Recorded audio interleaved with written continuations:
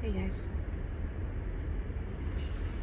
People always ask, what does it look like when you get rid of toxic people in your life? Sometimes you don't realize that a person is a toxic person because that's all you know, because that could be all you've grown up with. So it's not always black and white. In my case, toxic was all I knew. It's what I grew up with. It wasn't until I started, because I didn't start working or driving until I was 21. When I started having outside influences is when I realized that things weren't quite right the way that we function. But we function that way because we had just done it for so long. In my case, there was so many people around me that were toxic that I had to actually physically remove myself from the whole area to get distance and learn how to live without. And I know it sounds kind of weird, but again, when you're so used to it, it's all you know. I started by just basic stuff. I would watch my younger brothers for my mom and my dad. My mom worked nights, my dad worked days, they switched. But I was the more responsible of the children of around my age. So I watched them and was kind of like a second mom to them. By the time I was a junior in high school, not only was I helping my parents with my 3 younger siblings, I had a sister who had her first baby and a brother who had his first child. And I became, I don't want to say the dumping ground, the breeding ground of who they could leave their children with. Again, knowing my past, I protect kids, and I do it at all costs. So when somebody asks me to watch their children or to take care of their kids for them, I'm going to do it without hesitation because I know that I am safe. They're safe with me, but I don't know who else you can leave your kids with that is safe. So by the time I was a senior in high school, I now have my 3 younger siblings who I'm helping. My sister had her second child, and another brother had a child, and then that other brother had another. So this just kept happening to me. So I got stuck in a cycle of the protector of all of these children. And then they would use that against me, knowing that I loved and cared for these kids so deeply, that I was stuck in a toxic cycle, that they would threaten to take the kids away.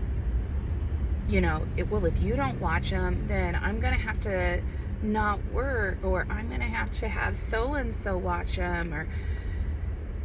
And then, again, my broken brain, I'm like, I need to watch these kids. I need to make sure that they're okay. Until I started having my kids. And then I started getting outside influences because I started working outside the home because I had to. And I found out, that's not right. They're using manipulation tactics to keep me from growing, to keep me from moving forward.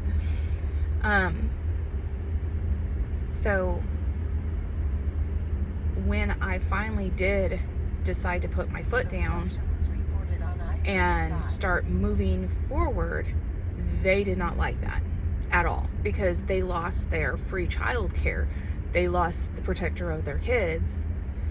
But what they don't realize is, for me also, it was like ripping a piece of my heart out by telling them I could not watch their kids anymore, because I needed to get out of the cycle.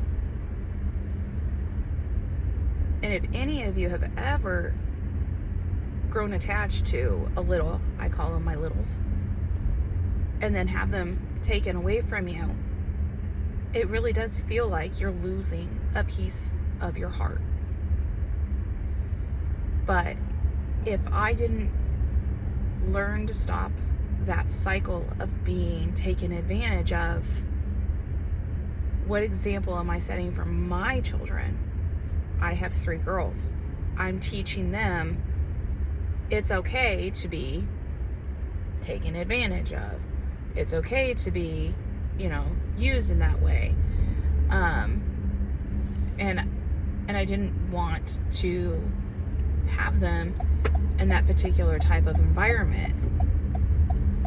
So it actually got so bad that I ended up figuring out how to move out of state 4.5 hours away from anybody I knew, any support system, just to cut ties and to fix my thought process. And I knew that during this process, I knew that one person, big player, was going to get hurt. But one casualty or the rest of my life. And that was my mom. And that hurt me, to have to leave my mom, because she's always been my biggest supporter in everything I do. Even when shit didn't go the way it was supposed to, every time something went down, she always had my back. But for me to get out of this cycle, I had to do something different. We did end up over time fixing and mending that relationship. Of course, she lives with me now. Of course we did. But during that process of me fixing, she started seeing where she was doing things, and she needed to change, which is what led her to eventually leave my dad in 2018, which was like a choice she should have made 20 years prior. But again, that's all she knows. So she spent an entire lifetime doing the same thing, and to only have to unlearn it. So I can't tell you what toxic looks like to you. I can tell you what toxic looks like to me. And once I regained that control in my life over my time and my headspace, I was then able to help more people. Because just like in an airplane, if you don't put your air mask on first, how are you going to help the person beside you? So, in my case, I had to put my air mask on first and learn how to breathe, think, and do things different to help my mom out of the situation she was in. And one of the very first things that she said to me after I ended up helping her move and get out of that, I don't want to call it rut, lifestyle, she said, "Everything looks brighter." And I was like, "How so?" And she was just like, "Just everything. Like, it's lighter outside. The sun is shining brighter. She lived in an apartment at that time, which is the first time she's lived alone in her entire life. She's just like, it's so bright in here. I can open the windows. It's like I can breathe. And that's what it was like for her. That was her regaining herself from her toxic path that she was on.